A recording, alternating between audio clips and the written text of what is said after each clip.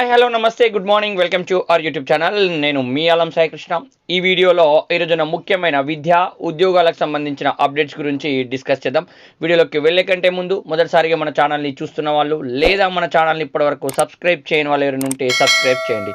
ఈరోజున first update ఏంటంటే త్వరలో మహిళా ఫైర్ ఫైటర్స్ ప్రభుత్వానికి అగ్నిమాపక శాఖ ప్రతిపాదనలు అనుమతి రాగానే పోస్టుల భర్తీ ప్రక్రియ ప్రారంభం. వాస్తవానికి ఇప్పటి వరకు ఈ మహిళా ఫైర్ ఫైటర్స్ సంబంధించిన ఉద్యోగాలు అనేవి లేకుండేనండి.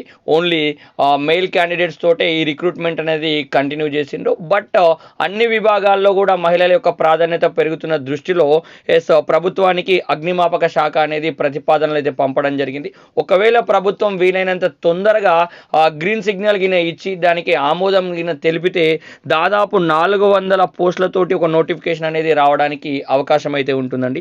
మరి ఈ నోటిఫికేషన్ వస్తే మహిళలు కూడా దీంట్లో భాగస్వామ్యం అనేది అయిపోతుంది. వీళ్ళ కోసం సపరేట్ స్పెషల్ ట్రైనింగ్స్ కూడా పెట్టడం అనేది జరుగుతుంది. అట్లాగే డ్యూటీ పరంగా కూడా వాళ్ళు ఎదుర్కొనే సమస్యల పైన కూడా ముందే ఆలోచన కూడా చేయడం అనేది జరిగింది. సో ఓవరాల్గా గవర్నమెంట్కి అప్రూవల్ ఇస్తే ఏ విధంగా రిక్రూట్మెంట్ చేయాలి, ఏ నామ్స్ ప్రకారం రిక్రూట్మెంట్ చేయాలి, అదేవిధంగా ఉద్యోగం వచ్చిన తర్వాత కూడా వాళ్ళకు ఉండాల్సిన సేఫ్టీ సెక్యూరిటీకి సంబంధించిన అన్ని విధానాలు కూడా రెడీ చేస్తున్నట్లుగా ఈ ఆర్టికల్ యొక్క సారాంశం అండి. సో తెలంగాణలో మొదటి మహిళా అగ్నిమాపక దళం అనేది ఈ రిక్రూట్మెంట్ తోటే మనకు ఏర్పడడానికి అవకాశం అయితే ఉంటుందండి. వాస్తవానికి ఇక్కడ ప్రభుత్వం కూడా ఒప్పుకోవడానికి అవకాశం ఎందుకుందంటే తమిళనాడు, కేరళ, ఢిల్లీ, మహారాష్ట్రలో అగ్నిమాపక శాఖ విధుల్లో మహిళా సిబ్బంది అనే వాళ్ళు ఆల్రెడీ ఉన్నారు. కావున ఈ 4 స్టేట్లను బేస్ చేసుకుంటే మన స్టేట్ కూడా అవకాశం ఇస్తే ఫస్ట్ టైం ఒక 400 మందితోటి ఒక టీం అనేది అయితే రెడీ అవుతుందండి. సో ఇది అన్ని రకాలుగా మంచిదే. ఒక రకంగా నిరుద్యోగులకు ఉద్యోగాలు కల్పించినట్లుగా ఉంటుంది. అదేవిధంగా మరొక రకంగా మహిళలు అన్ని విభాగాల్లో కూడా పురుషులతోటి సమ ఉద్యోగులుగా ఉండే అవకాశం కూడా ఉండబోతుందండి. అదేవిధంగా మరొక ముఖ్యమైన అప్డేట్ ఏంటంటే కొత్త ఏడాదిలో 10 లక్షల కొలువులు, రాష్ట్ర ప్రభుత్వం ఐటీ పరిశ్రమ వర్గాల అంచనా, ఏఐ క్లౌడ్ కంప్యూటింగ్, జీసీసీ ద్వారా అవకాశాలు, రిటైల్ రంగంలోనూ అవకాశాలు మెండుగా ఉన్నాయంటూ లెక్కలు, కీలకంగా మారనున్న విదేశీ ప్రత్యక్ష పెట్టుబడుల రాక, ఉపాధి కల్పన, మార్కెట్ వృద్ధి, సామర్థ్యాల పెంపుదలలో జీసీసీల ప్రాముఖ్యత. వాస్తవానికి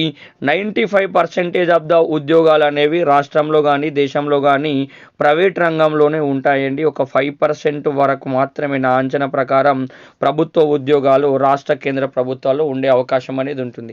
సో ఈ 95% ఆఫ్ ద ఆస్పిరెంట్స్ అందరూ కూడా గ్రాడ్యుయేట్స్ కానీ పోస్ట్ గ్రాడ్యుయేట్స్ కానీ ఫర్దర్ హయ్యర్ స్టడీస్ చదివిన వాళ్ళందరూ కూడా ఈ ప్రైవేట్ రంగంలోనే కీలకంగా ఉండడానికి అవకాశం అనేది ఉంటుంది. వాళ్ళకి అక్కడనే ఉపాధి ఉద్యోగ అవకాశాలు అనేవి ఉంటాయి. సో అందరూ కూడా గవర్నమెంట్ సెక్టార్ మీద డిపెండ్ అయిన గవర్నమెంట్ అంతమందికి ఉద్యోగాలు ఇచ్చే పరిస్థితి అనేది ఉండదు. గవర్నమెంట్ అన్ని విభాగాలను కూడా ముందుకు తీసుకునే పరిస్థితి అనేది ఉండదు. ఏ రాష్ట్రమైనా ఏ దేశమైనా కానీ గ్రోత్ కావాలంటే ప్రభుత్వం యొక్క పనితనం ఎంతైతే ఉంటుందో ప్రైవేట్ రంగాల యొక్క పనితనం కూడా అంతే ఉండాలి. కావున మొత్తం టెక్నాలజికల్ సిచ్యువేషన్ అనేది కంట్రీలో కానీ స్టేట్లో కానీ ఏర్పడుతున్న తరుణంలో అదేవిధంగా ఆ టెక్నాలజీ పరంగా దాంతోపాటు మార్కెటింగ్ పరంగా కూడా అనేక ఉద్యోగ అవకాశాలు అనేవి సృష్టించబడుతున్నాయి. దాంట్లో ముఖ్యంగా విదేశీ పెట్టుబడులు రాష్ట్రంలో ఎంతవరకు జరిగితే అంత ఎక్కువగా ఉపాధి ఉద్యోగ అవకాశాలు ఉన్నట్లుగా తెలుస్తుంది. ఆల్మోస్ట్ హైదరాబాద్ ఏరియా జోన్లో ఉన్న చాలామంది maximum depends on the business అండి. బిజినెస్ వల్ల కూడా కోకొల్లలుగానే ఉద్యోగ అవకాశాలని ఎక్కువగా ఉంటాయి. ఇండస్ట్రియల్ ఏరియా ఎంత ఎక్కువైపోతే అంత ఉపాధి ఉద్యోగ అవకాశాలు అనేవి పెరుగుతూనే ఉంటాయి. సో దాదాపు అన్ని రంగాల నుంచి ఇటు ఐటీ కావచ్చు, ఏఐ క్లౌడింగ్ కంప్యూటింగ్ జీసీసీల ద్వారా కావచ్చు, లేదా రిటైల్ రంగం కావచ్చు, వీళ్ళందరి అంచనా ప్రకారం దాదాపు ఒక 10 లక్షల ఉద్యోగ అవకాశాలు అనేవి కొత్తవి ఏర్పడే అవకాశం అయితే ఉంది. ఇది ఒక మంచి పరిణామంగానే చెప్పొచ్చు అండి. సో నేనేమంటా అంటే అందరూ ఒకేలాగా ప్రభుత్వ ఉద్యోగం అనే కాకుండా ప్రైవేట్ సెక్టార్లో కూడా మంచి శాలరీస్, మంచి ప్యాకేజెస్ ఉన్నాయండి. గ్రోతింగ్ కూడా బాగానే ఉంటుంది. అదేవిధంగా సొంతంగా పెట్టుబడులు పెట్టుకునే వాళ్ళు కూడా ముందుకు వస్తున్న తరుణంలో మనం కూడా అందరి రూట్లోనే కాకుండా డిఫరెంట్గా వెళ్తే బాగుంటుంది అనేది నా యొక్క ఆలోచన అండి. సో మీరు కూడా ట్రై చేయండి. ఏ ఒక్కరు కూడా ఖాళీగా ఉండే ప్రయత్నం అయితే చేయకండి. ఏదో ఒకటి ప్రైవేట్ అయితే ప్రైవేట్ కానీ గవర్నమెంట్ అయితే గవర్నమెంట్ కానీ ఇద్దరికి కూడా సేమ్ అట్లాగే శాలరీస్ ఉంటున్నాయి. ఇద్దరికి కూడా అట్లాగే దాదాపు అవకాశాలు అనేవి అట్లాగే ఉన్నాయి. సో మన పనితనం పైనే మన గ్రోత్ అనేది ఎక్కడైనా కానీ డిపెండ్ అయి ఉంటుందండి. నేను అదొక్కటి బలంగా నమ్ముతాను. సో మీకు ఏ అవకాశం మంచిది వచ్చినా దాన్ని సద్వినియోగం చేసుకునే ప్రయత్నం అయితే చేయండి. అదేవిధంగా మరొక అప్డేట్ ఏంటంటే, సరికొత్తగా డిగ్రీ యూజీసీ మార్గదర్శకాల మేరకు కోర్సులు సిలబస్ అనేది రూపొందించడానికి రాష్ట్ర ప్రభుత్వం అనేది రెడీ అయిపోయిందండి. అదేవిధంగా AI, cyber security, block chain technology కోర్సులు, 4 ఏళ్ల హానర్స్ కోర్సులకు పెరుగుతున్న డిమాండ్, క్లాస్ రూమ్ లెర్నింగ్తో పాటు ఇంటర్న్షిప్ కూడా అధ్యయనం చేస్తున్న తెలంగాణ ఉన్నత విద్యామండలి. విద్యార్థి నైపుణ్యాలకు మెరుగులు అద్దటమే లక్ష్యం, మండలి చైర్మన్ బాలకృష్ణారెడ్డి వెల్లడి. వాస్తవానికి డిగ్రీ ఆస్పిరెంట్స్ యొక్క సంఖ్య అనేది ఎవ్రీ ఇయర్ దాదాపు పెరుగుతూనే ఉందండి.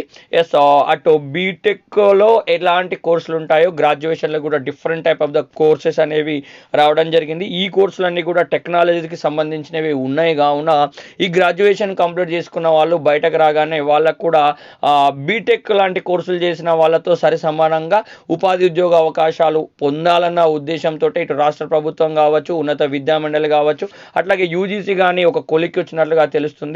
ఎస్, క్లాస్ రూమ్లో లెర్నింగ్ అయిందంతా కూడా బయట భవిష్యత్తుకు వాళ్ళకు ఉపయోగపడాలి. అదేవిధంగా క్లాస్ రూమ్లో కేవలం పాఠాలే కాకుండా ఇంటర్న్షిప్ ఇండస్ట్రీలతో కూడా లింకేజ్ చేస్తూ ఉంటే వాళ్ళకు ఒక అవగాహన, ఒక ప్రాక్టీస్ అనేది అవుతూ ఉంటుంది.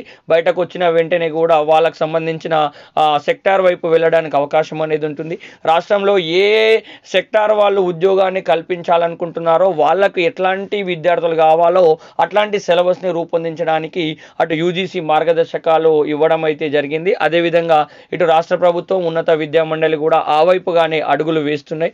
సో నెక్స్ట్ అకాడమిక్ ఇయర్లో గల చాలా రకాల కొత్త కోర్సులు అనేవి రావడం జరుగుతుంది. దాంట్లోని సిలబస్, దాంట్లో ఉన్న ప్రాక్టికల్స్, ఇంటర్న్షిప్ అన్నీ కూడా గతం కంటే విభిన్నంగా ఉండే అవకాశం అనేది ఉంటుంది. మెయిన్ మోటో ఉపాధి ఉద్యోగ అవకాశాలను కల్పించడం అనేది. సో అది జరిగితే నిరుద్యోగాన్ని మ్యాక్సిమం మనం ఎంత తొందర అయితే అంత తొందర తగ్గించడానికి అవకాశం అనేది అయితే ఏర్పడుతుందండి. అదేవిధంగా మరొక ముఖ్యమైన అప్డేట్ ఏంటంటే, టెట్కు సంబంధించింది నిన్న 2 సెషన్లు అనేది జరిగిందండి.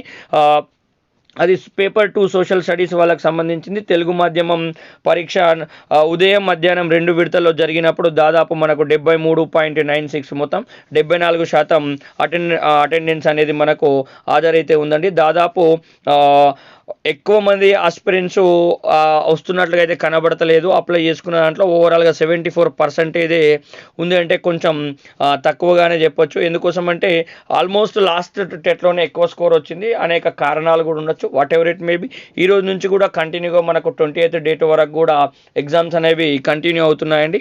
ఒకవేళ ఇక్కడ ఓవరాల్ పేపర్ రివ్యూ చూస్తే, సాంఘిక శాస్త్రం తెలుగు విభాగంలో కవి పరిచయాలు, సందులు, ఛందస్సు, గద్య భాగం తదితర అంశాలపైన ప్రశ్నలు వచ్చాయి. అదేవిధంగా సైకాలజీ విభాగంలో కొన్ని ప్రశ్నలు తేలిగ్గా, మరికొన్ని ప్రశ్నలు కఠినంగా వచ్చాయని తెలిపిండ్రు. ఆంగ్ల విభాగం కొంత కఠినంగా ఉందని కూడా ఇక్కడ తెలపడం అనేది జరిగింది. ఇది ఓవరాల్ రివ్యూ అండి. ఎస్, మన ఛానల్ ద్వారా కూడా నిన్న జరిగిన టెస్ట్ నుంచి జరగబోయే టెస్ట్ల వరకు అన్నీ సంబంధించిన క్వశ్చన్ పేపర్స్ బయటకు వస్తే వాటికి సంబంధించిన ఎక్స్ప్లెనేషన్ని కూడా మీ ముందుకు తీసుకొచ్చే ప్రయత్నం అయితే చేస్తున్నామండి. అట్లాగే మన యాప్లో టెట్ డిఎస్టీకి సంబంధించిన క్లాసెస్ ఉన్నాయండి. అట్లాగే టెస్ట్ సిరీస్లు కూడా అందుబాటులో ఉన్నాయి. ఒక్కసారి యూటర్న్ ది లెర్నింగ్ యాప్ని ప్లే స్టోర్ నుంచి డౌన్లోడ్ చేసుకునే ప్రయత్నం అయితే చేయండి. అట్లాగే ఆ యాప్కు సంబంధించిన లింక్ను కూడా వీడియో డిస్క్రిప్షన్లో నేను మెన్షన్ చేస్తాను. దాని ద్వారా కూడా మన యాప్ని డౌన్లోడ్ చేసుకునే అవకాశం అయితే ఉంటుందండి. ఇవి ఈరోజున్న ముఖ్యమైన విద్యా ఉద్యోగాలకు సంబంధించిన అప్డేట్స్ అండి. ఇట్లాంటి ముఖ్యమైన అప్డేట్స్ ఎల్లవెల్లా పొందాలంటే మన ఛానల్ని ఫాలో అవ్వండి. వీడియో నచ్చితే లైక్ చేయండి, షేర్ చేయండి. మన ఛానల్ని ఇంకా ఇప్పటివరకు సబ్స్క్రైబ్ చేయని వాళ్ళు ఎవరైనా ఉంటే సబ్స్క్రైబ్ చేయండి. Thank you so much. జై హింద్.